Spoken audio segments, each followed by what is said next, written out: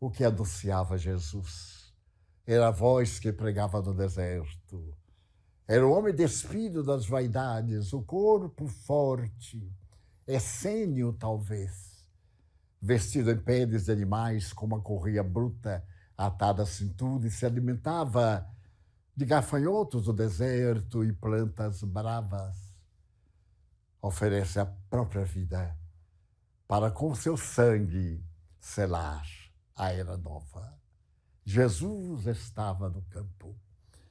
A sua mensagem doce como um favo de mel e suave como um canto longe, e arrebatando corações, enquanto a vilania farisaica e a hipocrisia do templo, através do rabinato, perseguiam-no onde quer que ele estava. Já havia na sua face as marcas do sofrimento, em decorrência da ingratidão daqueles que se acreditavam privilegiados por Deus para serem os únicos monoteístas. É verdade. O monoteísmo judaico fazia lembrar uma ilha no mar encapelado. Ou, por outro lado, é um lugar de refúgio em um deserto abrasador. Mas entre a crença no Deus único e o comportamento das leis, havia uma grande diferença. E foi nesse solo, marcado pela urze, pelos pedrouços, pelas dificuldades, que Jesus veio semear a boa nova. A sua palavra cândida era semelhante a um bálsamo que diminui a dor de uma ferida e que na cicatriz tira-lhe as marcas para que não fiquem vestígios do mal de que haviam sido feitas essas dolorosas feridas. E é nesse momento que ele está em Jerusalém, a cidade que matava profetas. Conforme a tradição bíblica, encontrava-se em festas, era a capital de Israel. E ali, segundo as tradições, havia uma população de aproximadamente 200 mil pessoas.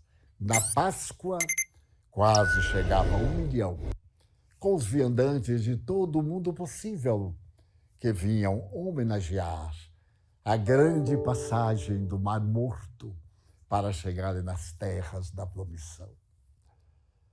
Jesus estava divulgando a mensagem, mas era um homem incomum. Homem, sim. Ernesto Renan, em um discurso proferido no Collège de France, no dia 22 de janeiro de 1862, terá a ocasião de dizer que Jesus foi um homem incomparável. Homem não era divindade, não era Deus. Deus não se pode fazer homens vulgares, nem homens se podem fazer deuses na indumentária carnal. Mas, ao mesmo tempo, Ernesto Renan, naquele momento, desferia um grande golpe contra a Santíssima Trindade, apoiada em França, porque a Igreja dominava, ao lado de Napoleão III, toda a comunidade. E, como consequência, Napoleão, chamado o Pequeno, expulsou da Sorbonne, onde ele lecionava grego. E é muito interessante observar que ele, Ernesto Renan, era ateu, mas gostava de Jesus.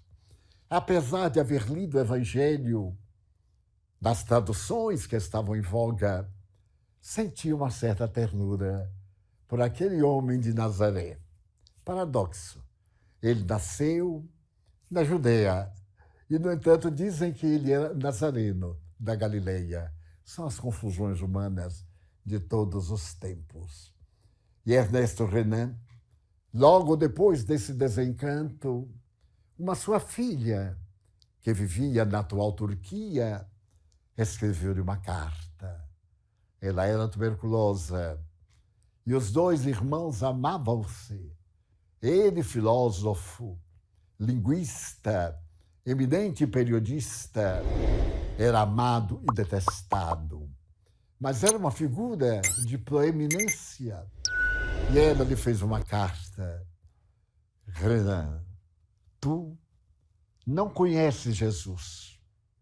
As informações que tu tens vieram das traduções que tu leste. Mas tu conheces o grego antigo, lê Jesus do grego e tu nunca o olvidarás. E ele aceitou o repto e foi ler Jesus dos originais. Apaixonou-se por Jesus, de tal forma que viria a escrever a sua vida de Jesus em 3 volumes e depois iria escrever as cartas, as belas páginas dos seus discípulos.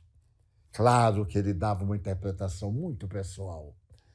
Kardec teve a ocasião de ler o livro e 2 vezes na Revue Spirite refere-se a Monsieur Renan, da sua obra magnífica sobre Jesus. Então, nós temos a dimensão das dificuldades que esse homem encontrava no seu tempo.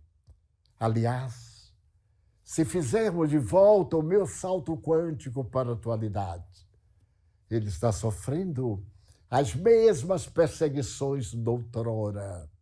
Não mais a perseguição de natureza religiosa pessoal, porém política, materialista, do comunismo, da covardia das criaturas humanas que, incapazes de seguir as pegadas, atendendo à sua ética de amor, optam por enxovalhar-lhe o nome, por tentar degradar-lhe a história, como, aliás, é comum. Estão fazendo o mesmo com Gandhi, com Madre Teresa de Calcutá e tantos outros, com o grande Swami da Índia, Sai Baba, que foi acusado de pedofilia. A humanidade sempre transfere para os sadios as suas doenças morais. E então, hoje, há um movimento na surdina do comunismo ateu, diga-se sempre, para apagar da história a presença de Jesus. Na obra de Marx, ele diz que a primeira preocupação deve ser lutar contra o cristianismo e o judaísmo, dissociar a família, desequilibrar a sociedade para que o Estado seja o grande patrão. E nós estamos vivendo estes dias aqui no Brasil, na Europa, especialmente na França, com seu presidente, que é essencial ou ocultamente comunista. Não diria socialismo, porque o socialismo tem muitas cores belas, mas o comunismo, que do socialismo foi retirado pelos seus teóricos. E hoje nós vemos o jornal como a Folha de São Paulo, procurando ilustrar uma crônica de um grande periodista, apresenta uma figura de Jesus gay, usando saiote de natureza cor-de-rosa, um gesto efeminado, fumando maconha, numa ironia terrível para torná-lo vulgar, conforme os seus caricaturistas. E o que a mim me surpreende é o silêncio dos cristãos. Então agora eu compreendo mais do que nunca o pensamento do grande afrodescendente americano. O que me preocupa não é a maldade dos maus, é o silêncio dos bons. O que equivale dizer a anuência, a concordância deles. Mas nós, espíritas, não silenciamos. Pouco importa o julgamento que nos façam, porque é a isso que me quero referir. Naquele dia, naquela hora, naqueles momentos, ele estava em Jerusalém. E, de repente, os discípulos, que eram invariavelmente galileus, exceção de Judas, que era judeu, olharam o templo imenso, no monte, os vários edifícios, e disseram a Jesus, Pedro, Tiago e João, Senhor, vede que templos, vede que pedras. E Jesus, melancólico, respondeu, em verdade vos digo que não ficará pedra sobre pedra que não seja derrubada. Marcos, capítulo 1, versículo 1. Capítulo 13, versículo 1. Então eles se assustaram e, atravessando o vale do Cedron, foram para o Jardim das Oliveiras, defronte do templo, e disseram, Senhor, quando será isto? E Jesus narra o incomparável sermão profético, que se está cumprindo ipsis verbis, palavra por palavra. Quando virdes aonde não deve estar, é uma questão sagrada da tradição. Quando virmos a religião, o santuário transformado no balcão de negócios, quando virdes a palavra da verdade vendida, em nome dele que nos a trouxe por amor, cometemos uma das maiores aberrações. Nesses dias, o sol perderá sua luz. A lua se cobrirá de sangue. As estrelas cairão sobre a terra. Filhos denunciarão pais. Pais acusarão filhos. Irmãos se voltarão contra irmãos. Nações se erguerão contra outras nações, mas não é tudo. Quando ouvirdes os sinais iniciais, quem estiver no campo, não venha à cidade. Quem estiver no telhado, não desça, porque não há tempo. E uma grande escuridão tomará conta da terra. E ele vai anunciando todas as peripécias que anunciarão a chegada da Era Nova, o fim dos tempos maus, a madrugada de um dia novo. E não é o que nós temos visto. Nos últimos 100 anos, aproximadamente 80 anos, a partir do nazismo, a partir do discurso de Hitler em Nuremberg, para a juventude hitlerista, 50 mil jovens entre 14 e 18 anos, estendendo a mão e saudando Führer, o chefe. E o chefe dizia, não inspireis compaixão. Meus discípulos, meus soldados, inspirarão ódio. Por onde passarem, as suas botas asfixiarão aqueles que serão submetidos. A nossa raça, e eu completo, a raça da 25ª hora, esmagará sem piedade os adversários da Alemanha. E aqueles jovens saíram e provocaram a maior calamidade histórica no que diz respeito às guerras. Nós vimos o nazismo pais denunciarem filhos, pais pedirem ao regime para matarem seus filhos, porque eram portadores de distúrbio orgânico, a enurese, molhavam a cama durante a noite. E era um crime para a raça vígil. Filhos denunciavam pais. Irmãos denunciavam irmãos.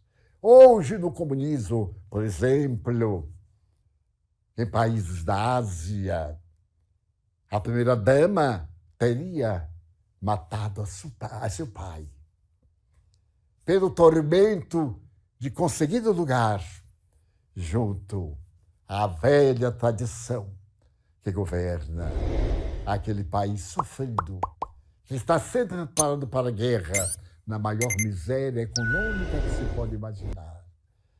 Nós temos visto isso entre os talibãs, os cristãos ajoelhados e decepada a cabeça, mas não só os cristãos, o feminicídio. As mulheres deitaram-se um dia com alguns direitos do regime no Afeganistão. E no dia seguinte, Quando o presidente fugiu, os americanos tiraram a proteção e o Afeganistão foi tomado pelos talibãs, elas voltaram a ser objeto. Mas um objeto sem nenhum valor, um objeto para recreação, para a população, para o serviço escravo, porque a mulher, afinal, segundo a tradição do Corão, não tem qualquer valor. E nós vemos tudo isso com um sorriso ou uma piada para nos fazer bem. Mas também estamos vendo o que o senhor presidente da França está fazendo com o país numa perseguição declarada ao cristianismo. Ainda há pouco, Londres tinha o seu prefeito muçulmano. E as previsões estatísticas dizem que por volta de 2030, Londres será uma cidade muçulmana. Paris, Berlim, Munique, as grandes cidades do mundo, porque o ocidental tem uma reprodução controlada. E o oriental cada vez se reproduzem mais. E aqueles que se encontram hoje na Europa, que atravessaram o Mediterrâneo para fugir do terror, recebidos com ternura, compaixão e misericórdia, trazem as suas tradições, credoras do nosso respeito, para entronizar Mohamed, que também nos merece respeito, mas como se ele fosse o novo Deus da humanidade. Allah substitui o Pai carinhoso que Jesus nos ofereceu. E estamos vivendo esta hora do terror. Aquele sermão profético fala da guerra, mas fala também das misérias pandêmicas. Não me refiro apenas à Covid, mas à depravação moral. Pode haver maior epidemia, pandemia, do que a dos hábitos morais? Onde está a ética? Qual é a nossa ética? A de Nietzsche? A de Schopenhauer? A de Marx? Ou a ética de Platão, de Sócrates, de Aristóteles, de Jesus? A ética de Lao Tse, a ética dos pais das religiões do Oriente pré-cristão.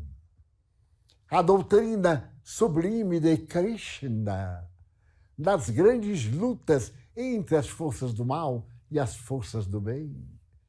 A imortalidade da alma decantada nos santuários egípcios. A grande frase colocada na caverna em que o homem notável havia estabelecido a necessidade da iniciação. A alma é uma vela, uma chama velada. Quando lhe colocamos os santos olhos do amor, ela cresce e brilha. Quando descuidamos, ela se apaga. Era o santuário de Crotona, onde um guru e o sábio pregava a doutrina das reencarnações, da imortalidade da alma e da vida futura. Então, estamos vivendo dias não só da pandemia, que mostrou a nossa fragilidade.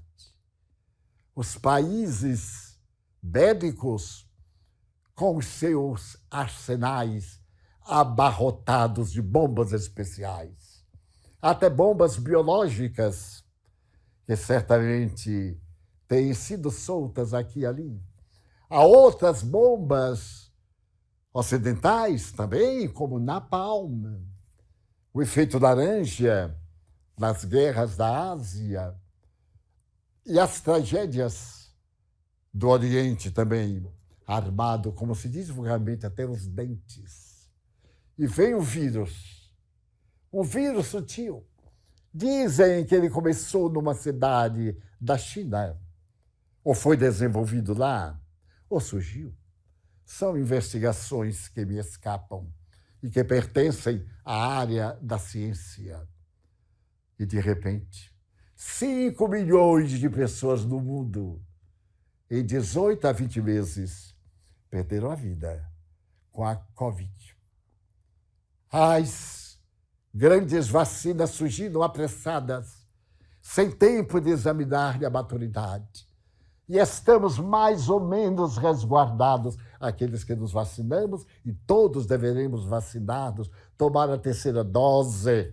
É recomendação da Organização Mundial de Saúde, do bom senso, embora a política chã do nosso e de muitos países, que se intromete naquilo que não é da sua área. Qual é a cultura de determinados políticos a respeito das pandemias, dos vírus mentais, dessas viroses de natureza psíquica, que são nutridas pela nossa mente em desalinho. Os nossos cascões mentais da antiga metapsíquica, as nossas doenças de somatização dos nossos conflitos com as nossas ansiedades. E então, estamos nesta guerra tremenda em que o indivíduo está ótimo e depois de entubado marcha para uma morte terrível. O que temos feito nós, os herdeiros do Evangelho de Jesus? Ele prometeu que nos não deixaria órfãos e não nos deixou órfãos. Mandou o Consolador, que está conosco, atendendo às nossas necessidades. O silêncio das catacumbas rompeu-se. Aquela frase latina, requiescat in pace, dorme em paz, repousa em paz. Que ilusão! Na sepultura não há repouso, há decomposição da matéria e aflições da alma, quase sempre. Mas também há bênçãos, há felicidade, porque estamos de volta para o lar, o grande lar, a nossa causalidade. Então, nós, os espiritistas, que temos a certeza inamovível da sobrevivência da alma, neste momento de terrores, qual tem sido o nosso comportamento? Cada um de nós quer responder.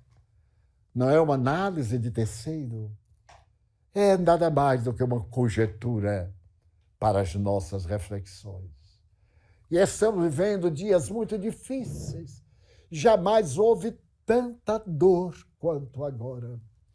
E tantos instrumentos de conforto. As distâncias foram diminuídas. A existência física foi prolongada.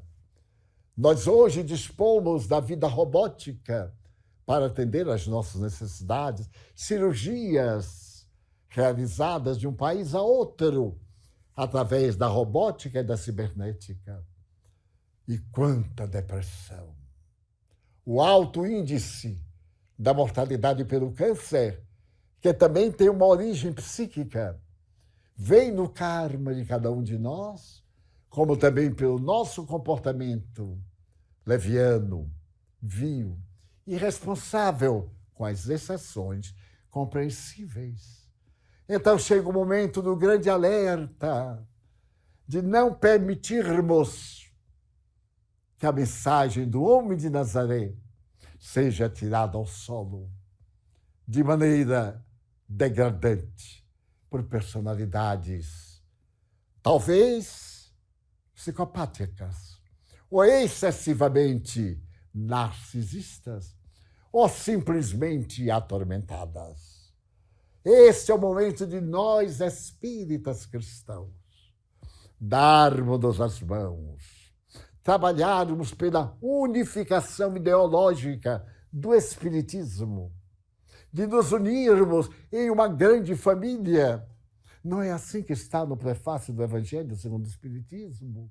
Como o exército que descesse à terra, sob o comando de um chefe, os espíritos, as estrelas que estavam nos céus, inundaram o planeta com a revelação sublime de que Allan Kardec foi o vaso escolhido. Cabe-nos agora viver a dúlcida mensagem da fraternidade.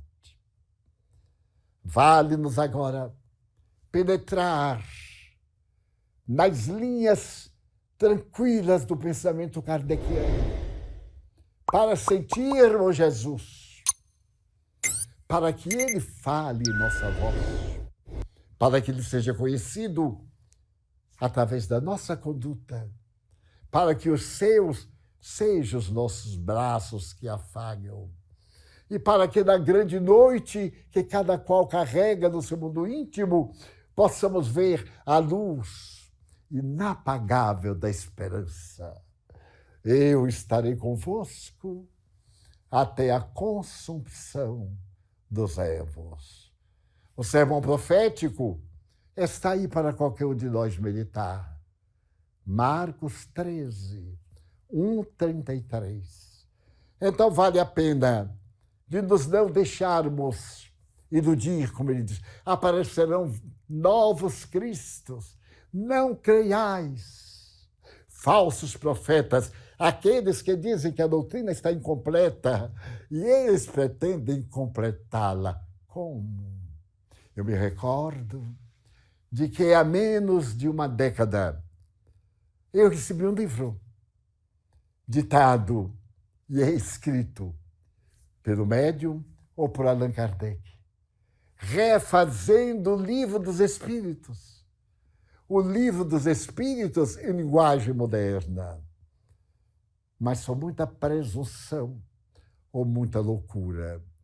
Vejamos o capítulo 23 do Livro dos Médiuns.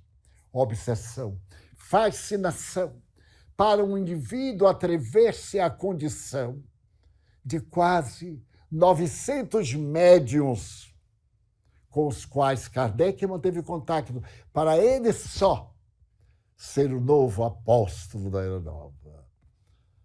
Como podemos ser progressistas destruindo as bases? Bem, toda a nossa cultura está representada pelo alfabeto. Não foi necessário apagar nenhuma letra do alfabeto à medida que adquirimos os conhecimentos soberbos do universo. Que tomamos conhecimento de tudo que hoje enche as bibliotecas e as nuvens onde a internet arquiva as suas memórias.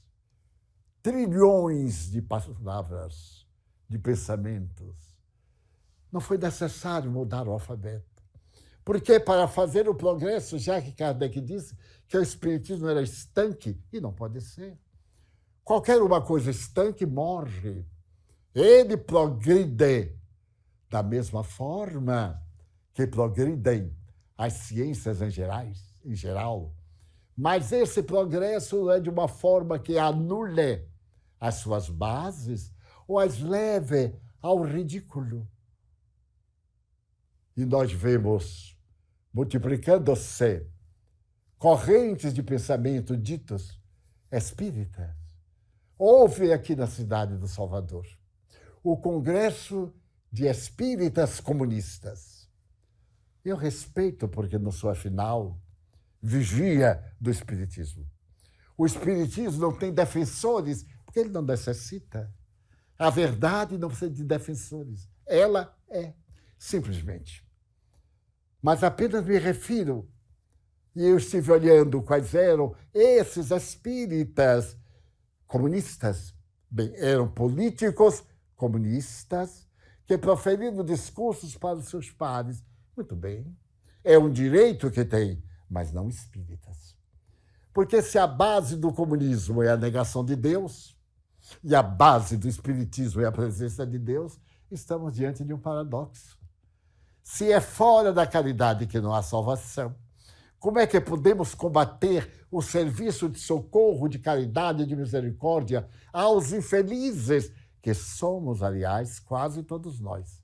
Porque infeliz não é somente quem não tem dinheiro, é quem não tem paz. E a paz não custa dinheiro. A paz exige a grande luta da conquista do ser interior que somos, vencendo a aparência egóica do que estamos. Então, tive a ocasião também de ler na internet páginas grandiosas, acusatórias, em nome da defesa do Espiritismo. Mas será que o Espiritismo precisa que o defendamos? Somente os fracos, os inábeis, os farsantes necessitam de defesas. Em realidade, não se necessita de defesas. É muito fácil provar culpa, não inocência. Assim está nos estudos jurídicos da humanidade. Desta forma, a unificação que os espíritas brasileiros tivemos a necessidade de fazer com as nossas instituições é muito mais profunda do que a simples aceitação das diretrizes do Conselho Federativo Nacional da Federação Espírita Brasileira. É exatamente a unificação ideológica, a fraternidade legítima. Tenho amigos ateus, amigos religiosos, padres, bispo, um cardeal. Escrevemos-nos com intimidade de fé. Alguns me perguntam sobre a reencarnação, outros sobre os dramas da obsessão de que estão sendo vítimas, outros porque vêm psicografando páginas atribuídas a Joana de Ângeles e me perguntam para que indague a abentora se tem fundamento. Então conseguimos confraternizar nos pontos em que estamos concordes. E aqueles teológicos, dogmáticos, que podem gerar dificuldade, então abordamos. Isto é unificação dos ideais. Unir naquilo em que cremos, em Deus, na imortalidade da alma, na justiça divina, na comunicabilidade dos mortos, na reencarnação, na pluralidade dos mundos habitados. Eis os 6 paradigmas que nos devem unir. Agora, o como operar, o aceitar, o crer, não crer, é de cada indivíduo. Não somos 2 iguais. Eu me recordo de um grande botânico americano, o Dr. Cressy Morrison. Ele foi diretor do Museu de História Natural de Nova York por 40 anos. E ele declarou: tudo é ímpar em universo. Não existem 2 folhas de uma mesma planta ou de plantas diferentes que sejam iguais.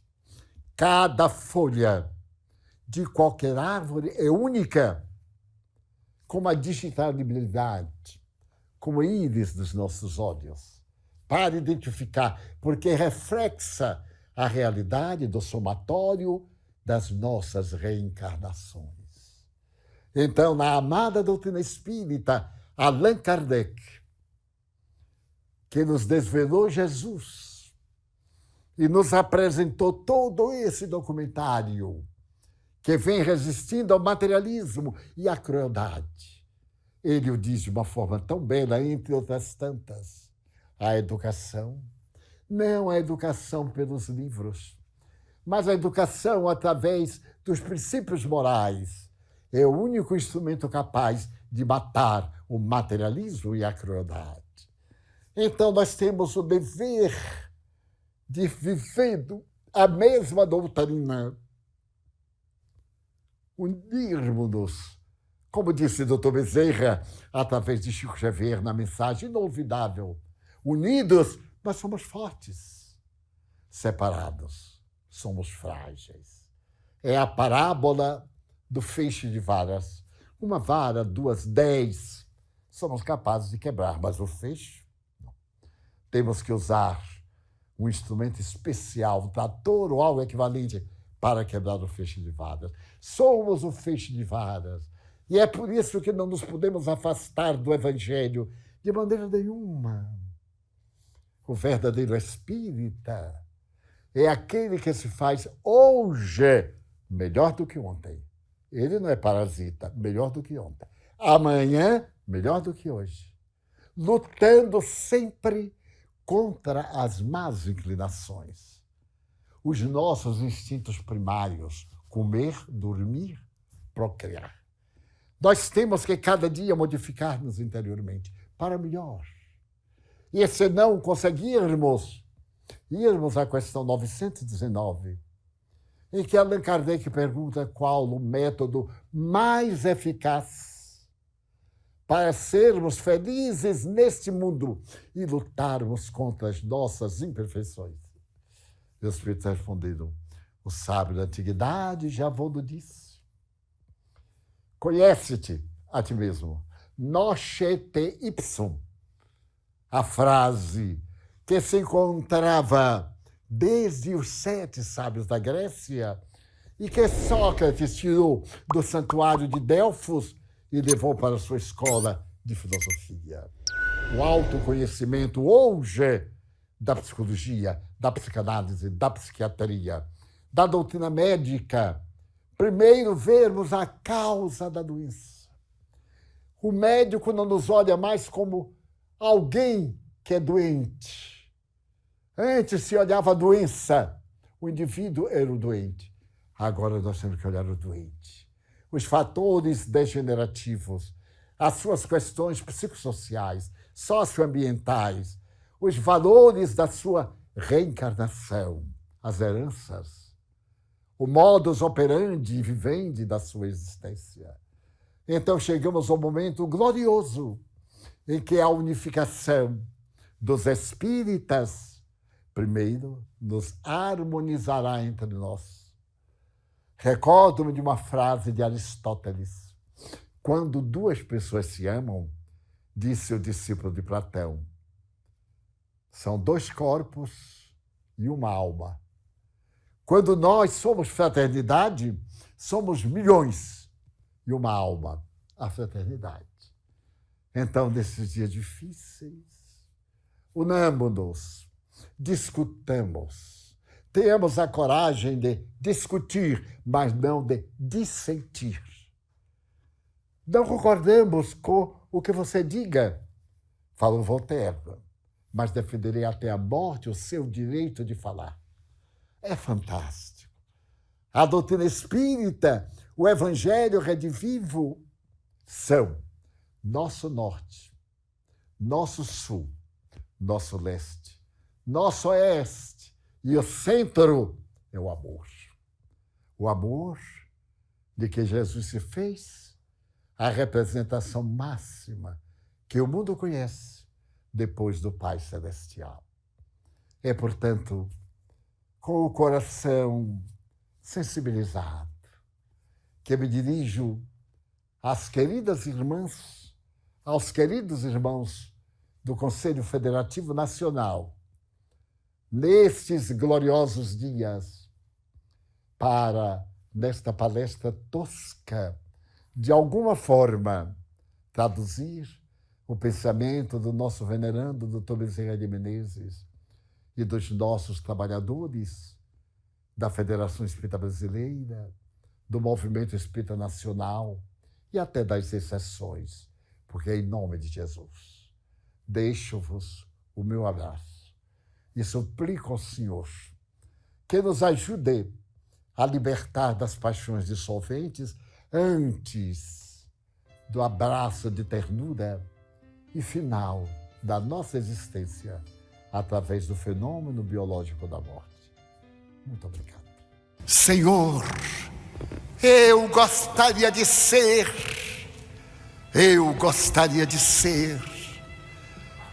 o amor que se expressa na bondade e agradecer-te tudo que me deste, tudo que me dás, o ar, o pão e a paz.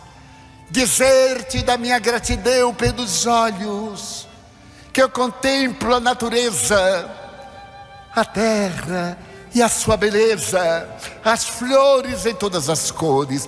Muito obrigado, Senhor, porque eu posso enxergar. Porém, diante da minha visão, eu percebo os invidentes que caminham na escuridão, que tropeçam na solidão, que choram na multidão. E por eles eu rogo com miseração, porque eu sei que depois desta vida, na outra vida, eles também enxergarão. Muito obrigado, Senhor, pelos ouvidos meus, que me foram dados por Deus, ouvidos que ouvem o tamborilar da chuva no terreiro, a melodia do vento nos ramos do ormeiro e as lágrimas que vertem os olhos do mundo inteiro. Ouvidos que ouvem a música do povo que desce do morro na praça a cantar, a melodia dos imortais que ouvimos uma vez e não esquecemos nunca mais. Pela minha faculdade de ouvir, pelos surdos eu quero pedir, porque eu sei que depois desta prova na vida nova, eles escutarão. Muito obrigado, Senhor, pela minha voz, pela sua voz, pela voz que canta, pela voz que ama, pela voz que legisla, pela voz que perdoa, pela voz que o teu nome profere com dulce da unção. Obrigado, Senhor. Mas diante da minha canção eu encontro aqueles que sofrem de afasia, não cantam de noite, não falam de dia. Oro por eles, porque eu sei que da outra vida eles cantarão. Obrigado, Senhor. Muito obrigado, Senhor,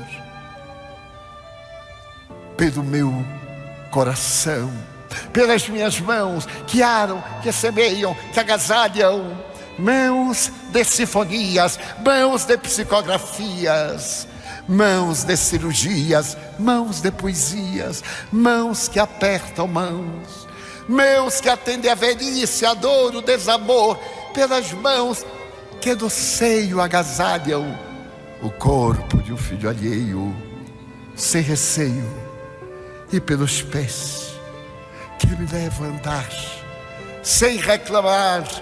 Muito obrigado, Senhor, porque eu posso andar diante do meu corpo perfeito. Eu te quero louvar, porque eu vejo na terra aleijados, amputados, marcados, paralisados, e eu posso bailar. Muito obrigado, Senhor. Eu sei que depois desta expiação, na outra reencarnação, eles também caminharão. Muito obrigado por fim, pelo meu lar. É tão maravilhoso ter um lar. Não é importante se é uma mansão, um duplex, um paraíso, uma favela, seja lá o que for, mas que dentro dele exista a figura do amor, de mãe, ou de pai, de mulher ou de marido, de companheiro ou companheira, de irmão, de alguém que me dê a mão, de um gato ou de um cão, porque é muito triste viver na solidão. Mas se eu a ninguém tiver para me amar, nem um teto para me agasalhar, ou uma cama para repousar, nem assim eu te negarei. Pelo contrário, te direi: obrigado, Senhor, porque eu nasci. Obrigado, Senhor, porque eu creio em ti, pelo teu amor. Obrigado, Senhor, pela sua atenção. Muito obrigado, senhores.